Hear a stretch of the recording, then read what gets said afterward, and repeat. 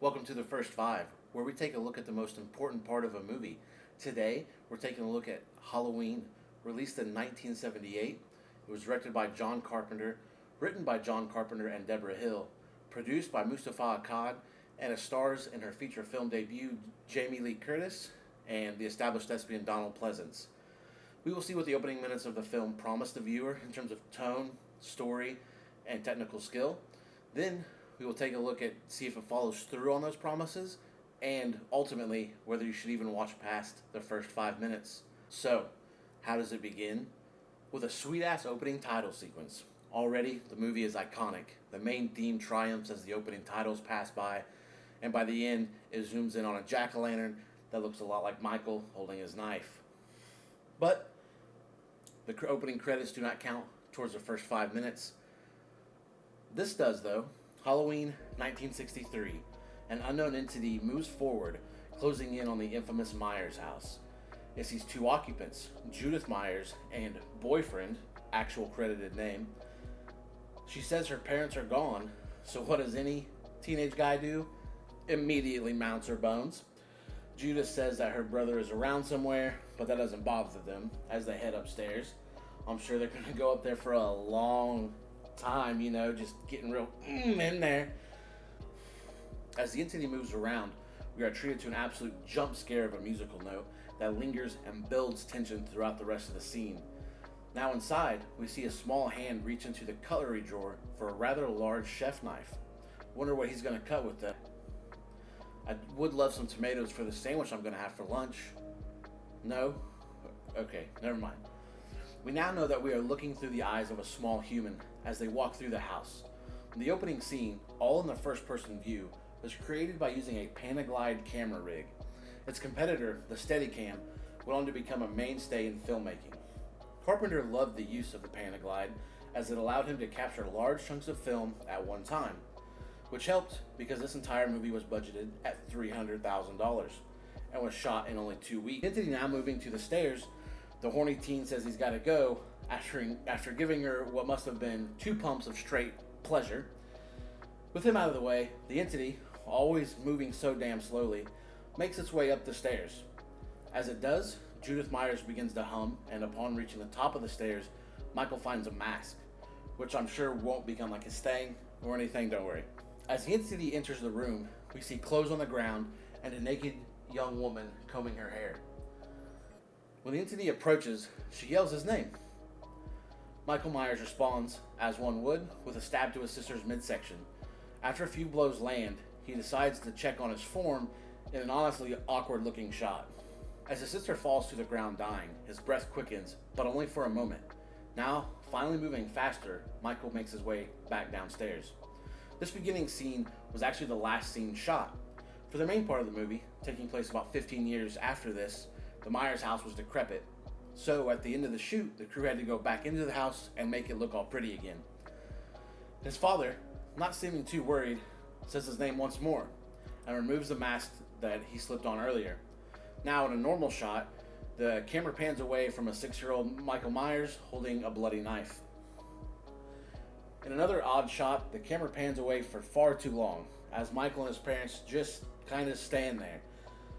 It almost looks like that they're instructed to replicate a freeze frame. So that's it, the first 5 minutes, or about 4 minutes and 54 seconds, actually. So what does the first 5 minutes of Halloween promise the viewer? A, we got some really great camera work. 2, some awkward shots. 3, Michael Myers being an evil bastard. D, some nudity and violence. 5, some fantastic music. And 6, a slow pace. Does it live up to those points made? Absolutely nearing on perfectly. For A, there are some fantastic shots in this movie.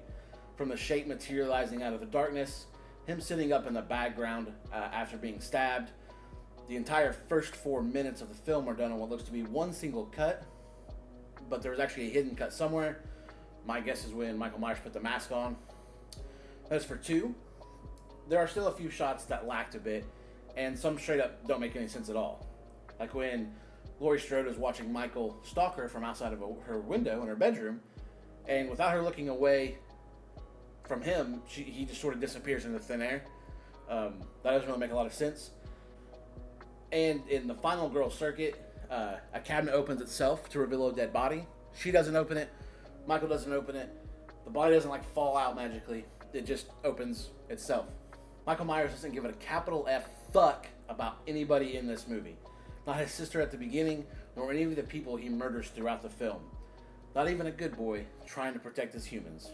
For D, like with Sister Myers in the opening, there are sprinkles of topless female nudity throughout, and while there is violence and intensity in those scenes, none of it comes close to the graphic violence of today's standards by any stretch of the imagination. 5, the music.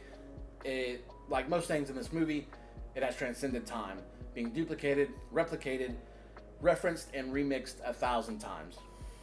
6, and the last one that I noticed, like a 6-year-old Michael moving through the house, the movie, while only 90 minutes, never seems to get in a rush anywhere. The last half hour, once Michael gets to killing, is intense all the way through, but it generally has a slow build up to that. Now for the second, and maybe most important question asked here on the first 5, should you continue watching? Of course. Halloween is a legendary movie that spawned a dozen sequels and ignited a whole subgenre of horror. While for some viewers in 2023, it will definitely show its age, as it's almost 50 years old now. But for me, that's where the charm is. To know that this little old movie shot in 2 weeks for $300,000 became a worldwide phenomenon. It shows that passion behind a project can propel it to live on in the annals of film history. And just think, it was almost called the Babysitter Murders. Hello. Thanks for sticking the end and watching the video. I know it was pretty rough. There were some rough audio cuts, some mumbling of words. But I could have redone it a million times. And we'd be here in December saying it's almost done. But I now know that I can do it. It's out. I'll do much better next time as I get more confidence to do it over and over again. So, a little cat cameo for y'all. But yeah, hopefully I have the next video out within the week. And we are going to be looking at Five Nights at Freddy's that just released in theaters and on Peacock. Again, thank you. If you like the video, like it, subscribe. And if you have an idea for a video that I should cover, you can comment it, and I might add it to my list. All right, thank you guys.